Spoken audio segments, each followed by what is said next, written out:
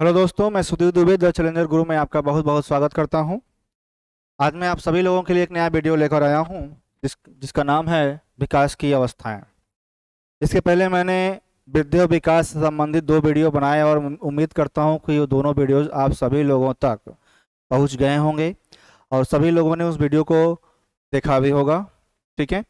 अगर वो दोनों वीडियोस अगर आपने नहीं देखी तो जा करके सबसे पहले उन दोनों वीडियोस को आप देखिएगा, क्योंकि ये सारे के सारे वीडियोस जो होंगे हैं वो आपको तभी ज़्यादा अच्छे से समझ में आएंगी जब आप पिछले वीडियोस को वॉच करेंगे।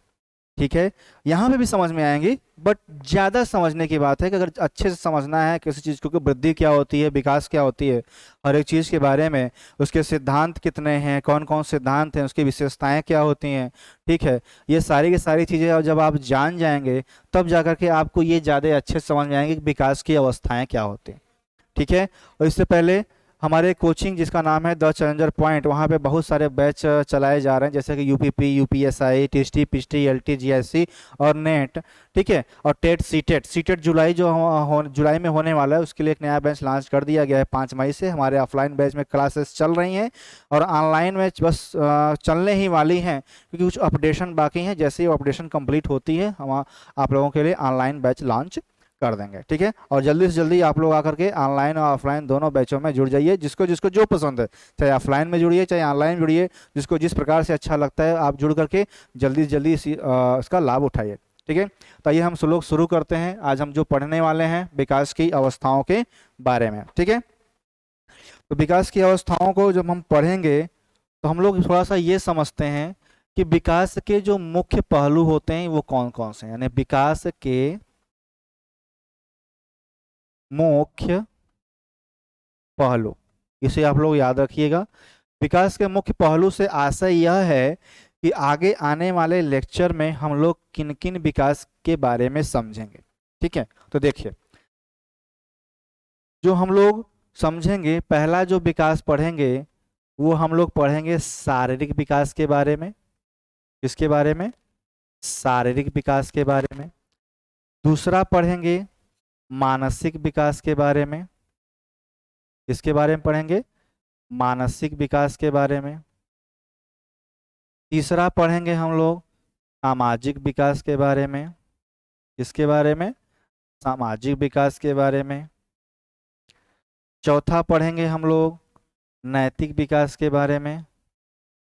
किसके बारे में? नैतिक विकास के बारे में। पांचवा पढ़ेंगे हम लोग संवेगात्मक विकास के बारे में। ठीक है। क्या हो गया? संवेगात्मक विकास के बारे में। जो छठवां पढ़ेंगे वो हम लोग पढ़ेंगे भाषा विकास के बारे में। ठीक है। तो ये हमारे कुछ मुख्य विकास के कुछ मुख्य पहलू होते हैं, जैसे कि शारीरिक विकास हो गया, मानसिक विकास हो गया, सामाजिक विकास हो गया, संवेगात्मक विकास हो गया और भाषाई विकास हो गया तथा नैतिक विकास हो गया। यानी आगे आने वाले लेक्चर में इन सभी टॉपिक को हम लोग एक एक करके इतना अच्छे से पढ़ेंगे कि आप किसी भी टीचिंग एग्जाम्स को दीजिए और कभी भी किसी भी क्वेश्चंस का आंसर आपका गलत नहीं होने वाला है। और मैं यहीं पे आप लोगों को बता दूं कि यहाँ पे हम लोग आगे जो इस टॉपिक है वो क्या क्या पढ़ने वाले हैं, किन किन मनोवैज्ञानिकों के बारे में पढ़ने वाले हैं। तो शारीरिक विकास को लेकर के हम लोग ये जाने कितनी हड्डियां होती हैं, कितने दिल की धड़कन कितनी तेज चलती है।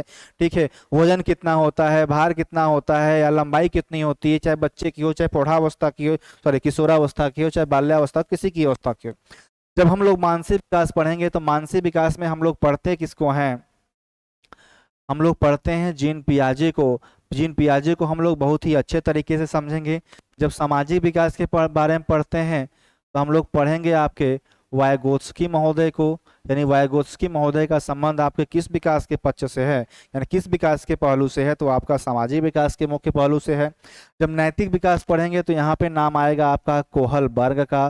जो कोहल वर्ग का जो नैतिक विकास का सिद्धांत है, इस सिद्धांत को बहुत ही अच्छे से हम लोग कंप्लीट करेंगे।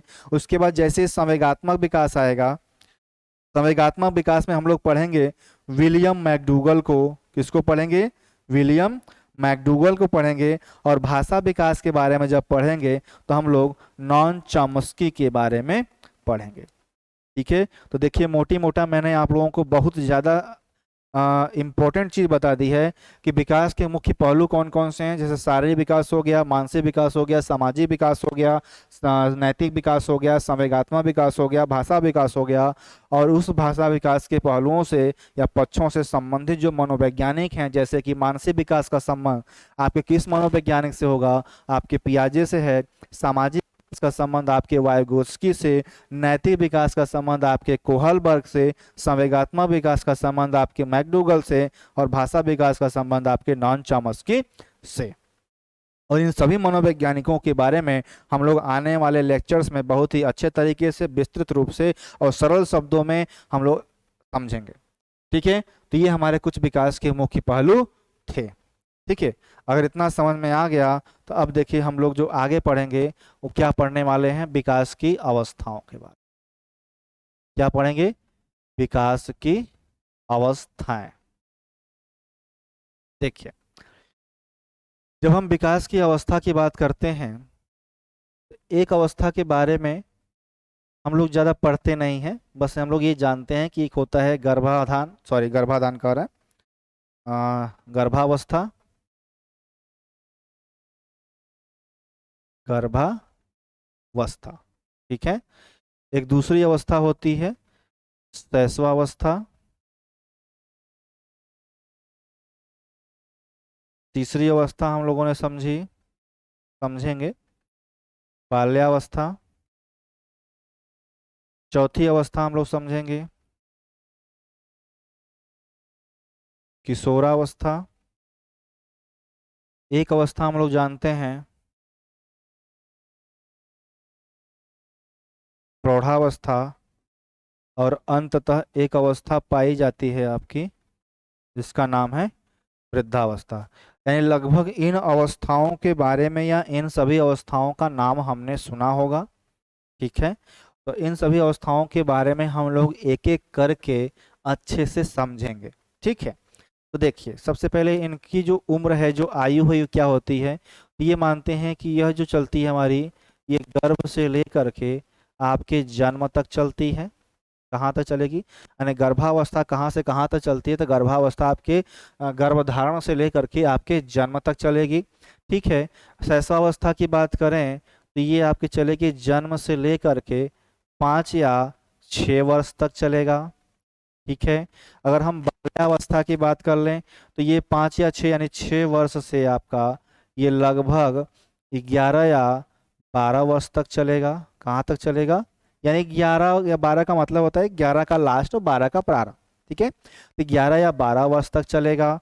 अगर हम किशोरावस्था की बात करें तो ये चलेगा आपका लगभग 12 वर्ष से लेकर के 18 वर्ष तक चलेगा। ठीक है, और प्रौढ़ावस्था जो चलना है आपका 18 वर्ष से लेकर के लगभग 25 वर्ष तक। कभी कभी कहीं कहीं आपको मिलता है 18 से 25 आपका क्या माना जाएगा? आपका प्रौढ़ावस्था माना जाएगा। और वृद्धावस्था यानी अगर 25 वर्ष से अगर अधिक हो गए तो आप वृद्धावस्था में आप प्रवेश कर चुके हैं। ये बिल्कुल एक बेसिक दायरा है, क्राइटेरिया है अवस्थाओं के बारे में। यानी हमने क्या समझ लिया? गर्भावस्था कब से कब तक चलेगी? तो गर्भ से जन्म तक चलेगा। शैशवावस्था जन्म से 5 या 6 वर्ष तक। बाल्यावस्था 6 वर्ष से लेकर के 11 या 12 वर्ष तक चलेगा। किशोरावस्था आपके 12 वर्ष से लेकर के 18 वर्ष तक चलेगा। प्रौढ़ावस्था आपके 18 वर्ष से लेकर के 25 वर्ष तक। और जो वृद्धावस्था है वो आपका 25 वर्ष से अधिक। इससे आप लोगों को ये चीजें आपको याद नहीं रखनी, इस चीज को बस आप लोगों को क्या करना है? समझना है। ठीक है, अगर समझ लिया तो आगे देखिए हम लोग क्या देख रहे हैं? विकास की अवस्थाएं। अब देखिए हमने क्या समझा? पहला समझा गर्भावस्था।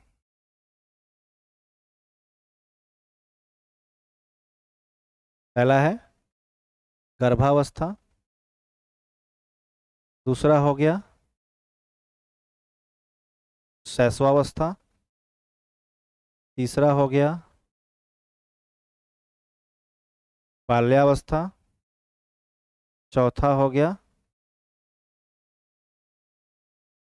किशोरावस्था। और पांचवा हो गया प्रौढ़ावस्था। हम लोगों को मुख्य रूप से यही याद रखना है। ठीक है, अब देखिए ये चीजें हैं क्या। अब इसकी उम्र क्या होगी, वहां पे वृद्धावस्था आया था, यहाँ पे वृद्धावस्था नहीं है।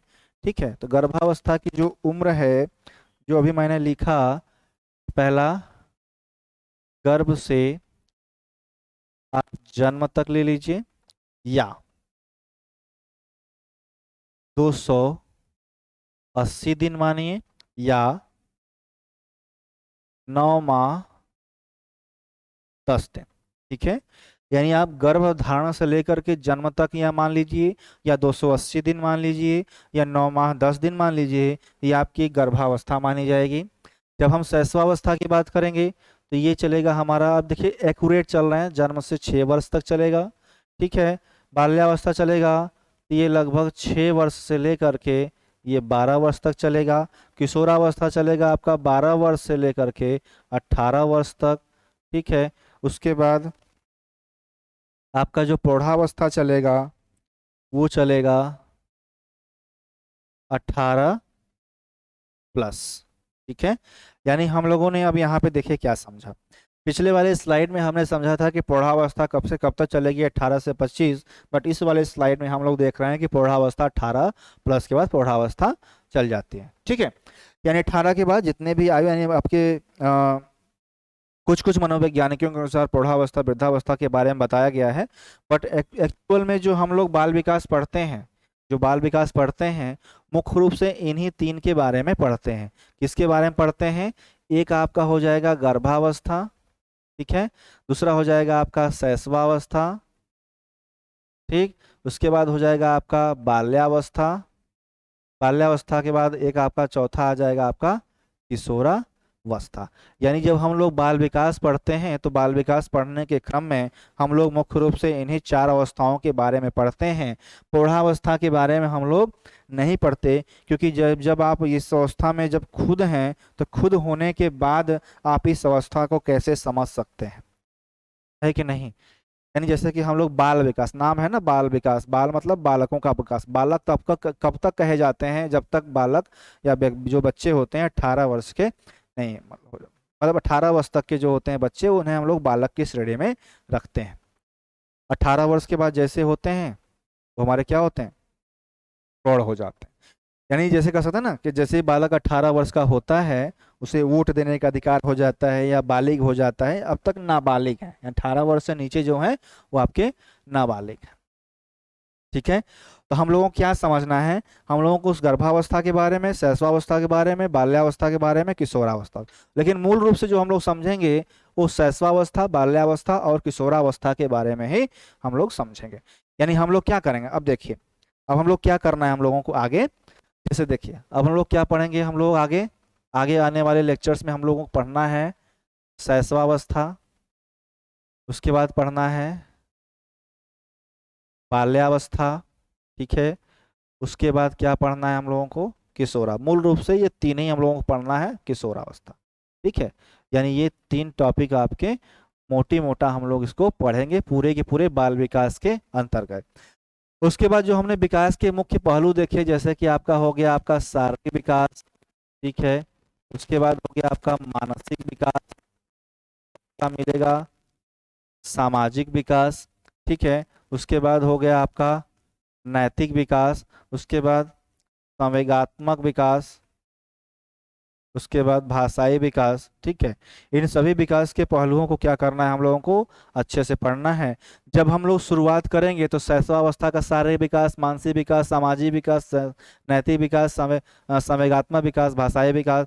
बाल्यावस्था जब शुरू करेंगे तब भी शारीरिक विकास, मानसिक विकास, सामाजिक विकास, नैतिक विकास, संवेगात्मक विकास, भाषा विकास।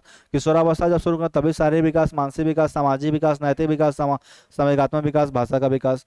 ठीक है, यानी इन सभी चीजों के बारे में क्या करना है हमको अच्छे से एक एक करके समझना है।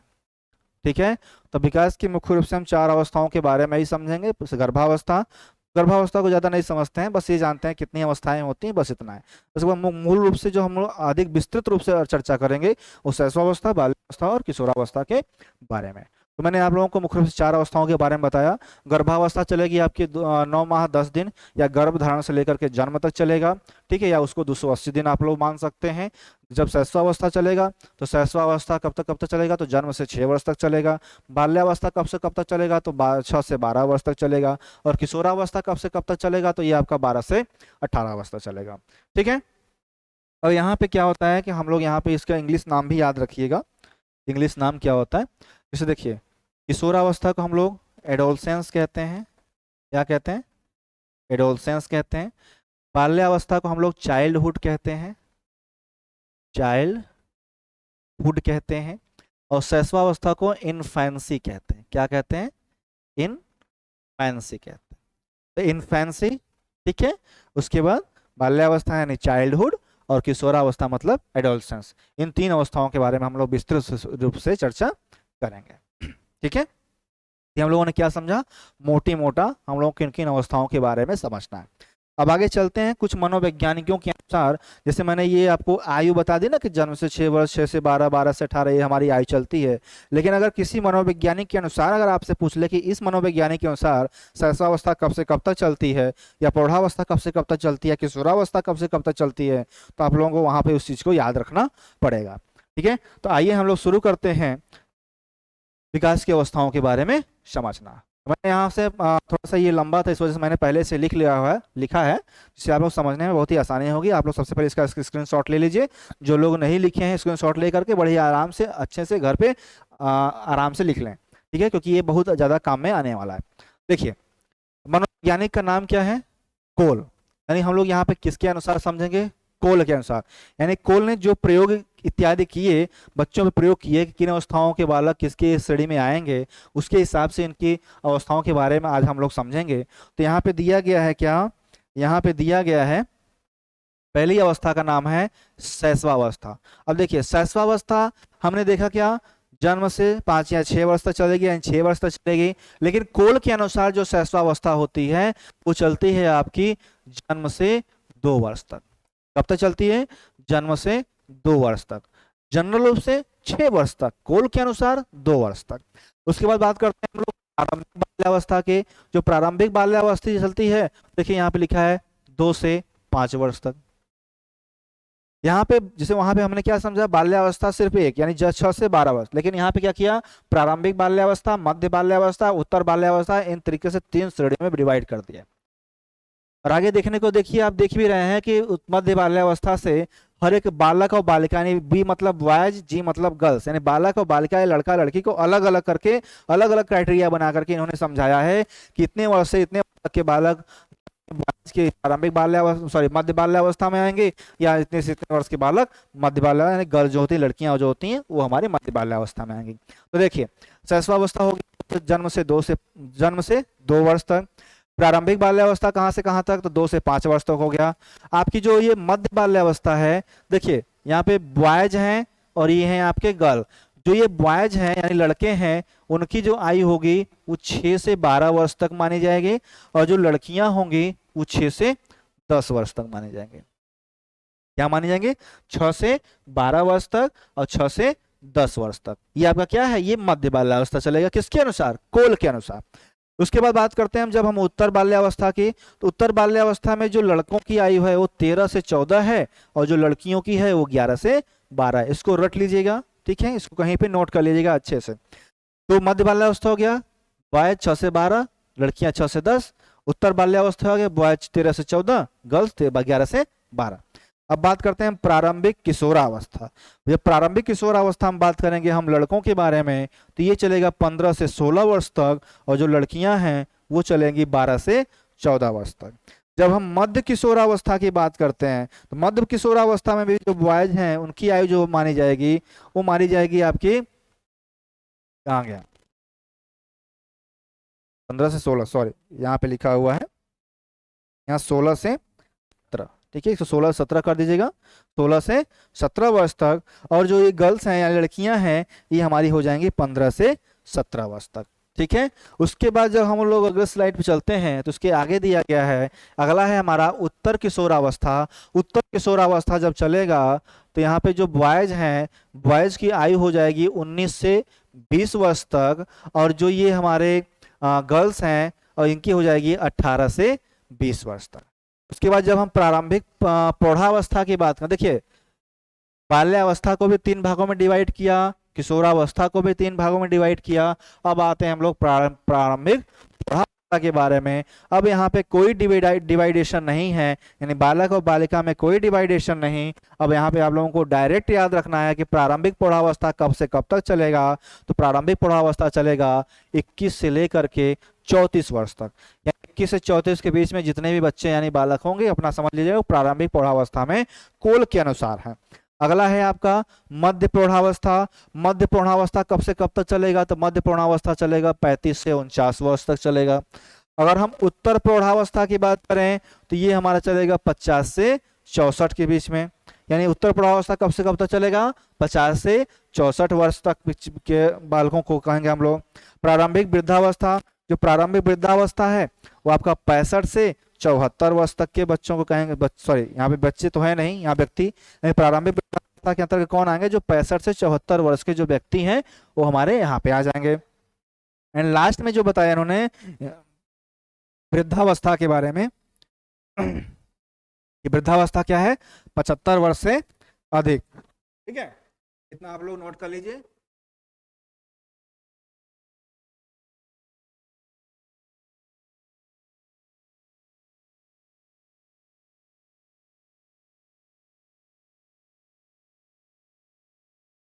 ठीक है, देखिए ये हो गया आपका वृद्धावस्था।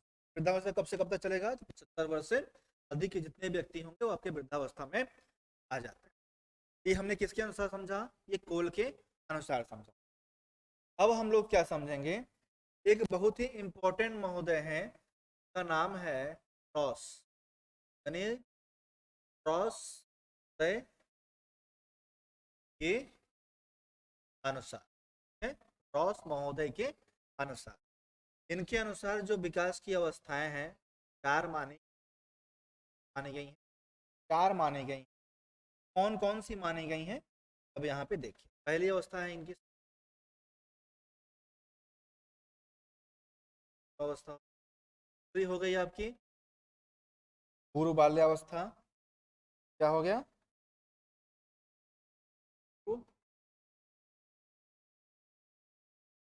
बाल्यावस्था। ठीक है, उसके बाद हो गया आपका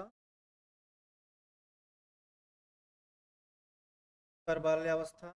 और चौथा जो है आपका वो है, अधिकतर जो आपके एग्जाम में पूछा जाता है, आपसे पूछा जाता है, यानी पूछा जाता है कि पूर्व बाल्यावस्था की आयु क्या होती है या उत्तर बाल्यावस्था की आयु क्या होती है, तो यहीं से आपको क्वेश्चन आते हैं। देखिए, जब हम बात करते हैं शैशवावस्था की, ये मानते हैं आपके जन्म से लेकर के 3 वर्ष, कहाँ से कहाँ तक मानते हैं? ये मानते हैं कि जो शैशवावस्था चलती है वो लगभग कहाँ से, यानी कब से कब तक चलती है? तो जन्म से तक चलती है। जब हम पूर्व बाल्यावस्था की बात करते हैं तो ये लगभग 3 से 6 वर्ष तक चलेगी। जब उत्तर बाल्यावस्था की बात करेंगे तो ये 12 वर्ष तक चलेगी। और अगर उसके बाद अगर हम किशोरावस्था की बात करते हैं तो किशोरावस्था जैसे हमारा चलता है 12 वर्ष से लेकर के 18 वर्ष प्रकार। आपको मुख्य रूप से कौन से दो याद रखनी है? याद रखनी है, और ये भी आप याद रखें क्योंकि ये तो बिल्कुल बेसिक चीज जानते आए हैं, बिल्कुल वही चीज है। ठीक है, तो देखिए शैशवावस्था जन्म से 3 वर्ष तक, पूर्व बाल्यावस्था 3 से 6 वर्ष तक, उत्तर बाल्यावस्था 6 से 12 वर्ष तक। ठीक है, किशोरावस्था आपके 12 से 18 वर्ष तक चलेगी। हो गया। अब अगर ये समझ, देखिए 3 अवस्थाएं हम लोग 3 प्रकार से पढ़ी। एक बिल्कुल सामान्य तरीके से पढ़ी, समान तरीके से मतलब बिल्कुल समान, यानी जो शैशवावस्था है वो कब से कब तक? तो जन्म से 6 तक, बाल्यावस्था 6 से 12 तक, किशोरावस्था 12 से 18 तक। उसके बाद हमने क्या पढ़ी? पोल के अनुसार अलग अलग क्राइटेरिया बांटा गया, बाल्यावस्था का, किशोरावस्था का, प्रौढ़ावस्था का। उसके बाद हमने क्या पढ़ा? रॉस के अनुसार, यानी रॉस के अनुसार जो अवस्थाएं हैं, मुख्य रूप से 4 अवस्थाओं के बारे में है, इसमें शैशवावस्था, पूर्व बाल्यावस्था, उत्तर बाल्यावस्था और किशोरावस्था। ठीक है, उसके बाद जब ये पढ़ लिए तो आज हम लोग पढ़ेंगे इसके बाद विकास के परिवर्तन। क्या पढ़ना है हमको? विकास के परिवर्तन। यानी विकास होता है, विकास कैसे पता चलेगा? जब कुछ ना कुछ हमारे व्यवहार में या हमारे शरीर में कुछ ना कुछ परिवर्तन दिखाई देगा, तो वही हमारा विकास दिखाएगा, विकास दिखाई देगा। ठीक है, तो यहाँ पे क्या होता है, जब विकास के परिवर्तन हम लोग देखते हैं तो विकास के परिवर्तन में मुख्य रूप से 4 प्रकार से देखते हैं। पहला क्या होता है, हम लोग ये मानते हैं कि अगर व्यक्ति के आकार में परिवर्तन दिखाई दे। किसके परिवर्तन?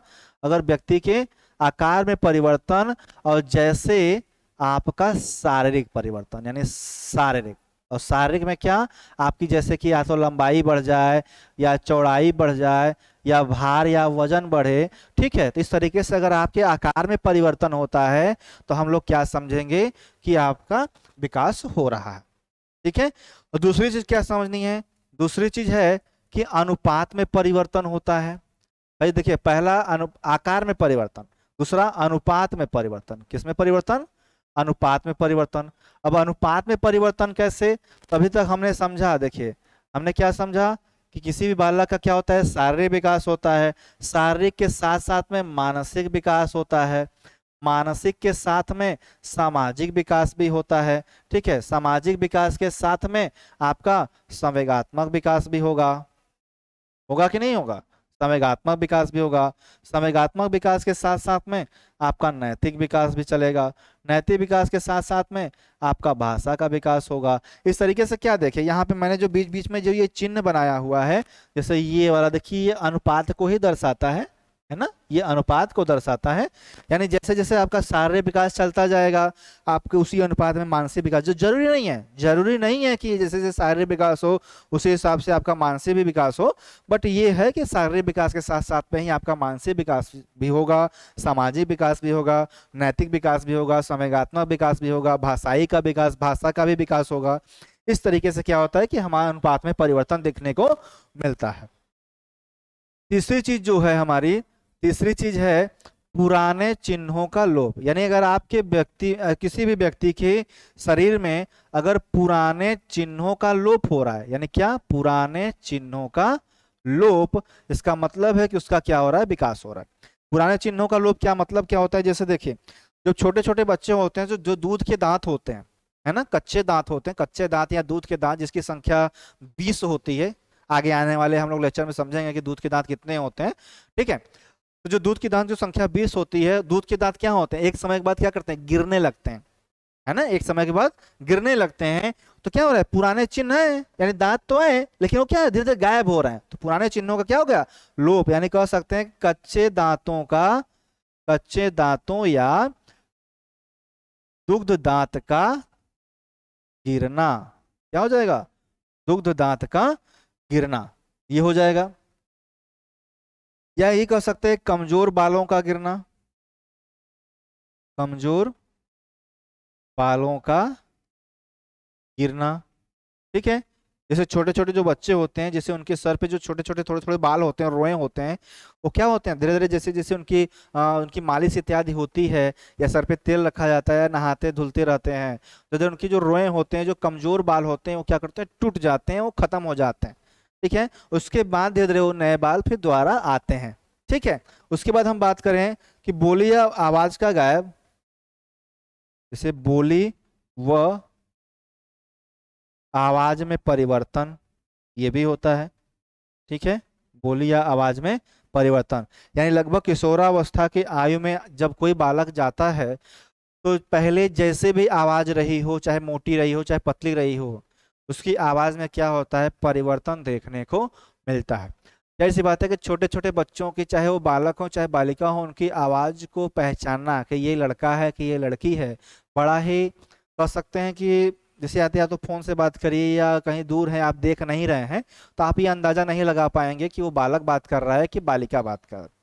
उसके बाद जैसे आप किशोरावस्था में जाते हैं, तो किशोरावस्था में जाने के बाद एक समय के बाद, यानी किशोरावस्था के मध्य तक या अंत तक, आपकी आवाज में बदलाव यानी परिवर्तन देखने को मिलता है। यानी जैसे कि पुरुषों की आवाज़ जो होती है यानी बच्चों की यानी लड़कों की जो आवाज़ होती है अगर पहले से पतली है तो बाद में क्या हो जाती है, धीरे धीरे मोटी आवाज़ होने लगती है। और जैसे कि जो लड़कियां होती हैं अगर हल्की फुल्की भी अगर मोटी आवाज़ भी है तो उनकी महिलाओं की आवाज़ क्या होती है, धीरे धीरे पतली यानी मधुर होने लगती है। तो जो आपकी बोली या आवाज़ में जो परिवर्तन देखने को मिलता है वो भी क्या है, आपके पुराने चिन्हों का लोप, यानी कह सकते हैं कि वो विकास ही हमें दर्शाता है। ठीक है, उसके बाद चौथी चीज मैं यहाँ पे लिख देता हूँ। चौथी चीज क्या है, चौथी चीज है आपका नए चिन्हों का उदय। क्या है, नए चिन्हों का उदय। नए चिन्हों का उदय का मतलब क्या हुआ, जैसे कच्चे दांत गिर गए तो स्थायी दांत आएंगे, स्थायी दांत का आना। जस्ट इसी का अपोजिट से कमजोर बाल टूट गए तो नए मजबूत बाल आना। बोली या आवाज में जो परिवर्तन देखने को मिलता है, जैसे कि जो महिला पुरुष होते हैं जो मेल होते हैं उनकी जो आवाज होती है वो क्या हो जाती है, थोड़ी सी कठोर हो जाती है। ठीक है, या कह सकते हैं कि भारी यानी या भारी हो जाती है। और जो महिलाएं यानी फीमेल होती हैं उनकी जो आवाज होती है यानी जो आवाज होती है वो मधुर आवाज हो जाती है। यानी ये जो बदल जाती है कर्कश से क्या हो जाती है, कर्कश से मधुर हो गई तो वो हमारी क्या करती है, विकास से ही कहलाती है। ठीक है, तो हमने देखिए यहाँ पे क्या समझा, विकास के परिवर्तन होते हैं यानी विकास की दृष्टि से कुछ परिवर्तन होते हैं। नहीं, अगर ये परिवर्तन आपको दिखाई दें तो आप समझिएगा कि विकास हो रहा है। कैसे, पहला कि अगर आकार में परिवर्तन हो, आपकी लंबाई बढ़ रही है, आपका वजन बढ़ रहा है या आपकी चौड़ाई बढ़ रही है तो इससे क्या है, आपका विकास हो रहा है। अनुपात में परिवर्तन, आपका शारीरिक विकास बढ़ रहा है तो साथ साथ मानसिक विकास भी होता है, सामाजिक विकास भी होता है, नैतिक विकास भी होता है, इस तरीके से बहुत सारे विकास होते हैं। पुराने चिन्हों का लोप, यदि आपके शरीर से अगर कोई पुराना चिन्ह यानी कोई विशेषता अगर लोप यानी गायब हो रही है इसका मतलब है कि आपका विकास हो रहा है। ठीक है, उसके बाद क्या होता है कि नए चिन्हों का उदय, यानी अगर पुराने चिन्हों का लोप होना है इसका मतलब है कोई नई नई विशेषताएं, देखिए पुरानी विशेषताएं गायब हो गई तो कोई नई विशेषताएं आएंगी। ठीक है, क्या होता है, यही सारी सारी चीजें विकास के अंतर्गत आती हैं। ठीक है, आज हम लोगों ने क्या समझा, आज हम लोगों ने समझा कि विकास की अवस्थाओं के बारे में। विकास के मूलभूत हम लोग चार प्रकार से चार अवस्थाओं के बारे में समझते हैं, गर्भावस्था, शैशवावस्था, बाल्यावस्था और किशोरावस्था। एक अवस्था और होती है प्रौढ़ावस्था। प्रौढ़ावस्था के बारे में हम लोग नहीं समझते, नहीं पढ़ते, क्योंकि प्रौढ़ावस्था बाल विकास के अंतर्गत नहीं आते। बालक सिर्फ किशोरावस्था तक के बालकों को ही हम लोग बालक के अंतर्गत देखते हैं। देखिए यहाँ पे एक चीज मैं बता देता हूँ। अच्छा ठीक है, देखें जो शैशवावस्था के बालक होते हैं, देखिए जो शैशवावस्था के बालक होते हैं वो चाहे बालक बॉय हो चाहे वो गर्ल हो, इन दोनों को हम लोग शिशु के नाम से जानते हैं। किसके नाम से, शिशु के नाम से ही जानते हैं। बाल्यावस्था के जो बालक होते हैं, ठीक है, जो बाल्यावस्था के बालक होते हैं इनके बॉय और गर्ल, यानी बॉय को हम लोग बालक कहते हैं, क्या कहते हैं, बालक, और जो गर्ल होती हैं उन्हें हम लोग बालिका कहते हैं। ठीक है, उसके बाद जो किशोरावस्था के बालक होते हैं, जो किशोरावस्था के बालक होते हैं यानी कह सकते हैं जो बॉयज होते हैं उन्हें हम लोग किशोर कहते हैं। ठीक है, और जो लड़कियां होती हैं उन्हें हम लोग किशोरी कहते हैं। ठीक है, तो किशोर और किशोरी तक ही हम लोग क्या करेंगे, अध्ययन करेंगे। प्रौढ़ावस्था में तो व्यक्ति हो जाते हैं लोग, तो वहां पे हम लोग क्या करेंगे, अध्ययन, हमें प्रौढ़ावस्था का अध्ययन हमें नहीं करना है। ठीक है, तो हम लोगों ने आज इतनी सारी चीज़ें समझी और उम्मीद करता हूं कि ये वीडियो जो आपको पसंद आएगी, अच्छे से जितने भी मैंने टॉपिक समझाए उस टॉपिक अच्छे से समझ में आएंगे। अगर आप लोगों को एक बार में अगर ये टॉपिक समझ में नहीं आती है तो ये वीडियोज आप बार बार उसको मतलब कर सकते हैं ना कि बार बार रिपीट करके भी आप लोग बार बार देख सकते हैं, और देखने के बाद आप इस चीज़ को बड़े ही आसानी से समझ सकते हैं और अपने एग्जाम को क्वालिफाई कर सकते हैं। ठीक है, इसी के साथ मैं इस क्लास को समाप्त करता हूं। अगर ये आपको वीडियो पसंद आई है तो इसको लाइक करिएगा, शेयर करिएगा और सब्सक्राइब करना मत भूलिएगा। ठीक है, थैंक यू, धन्यवाद।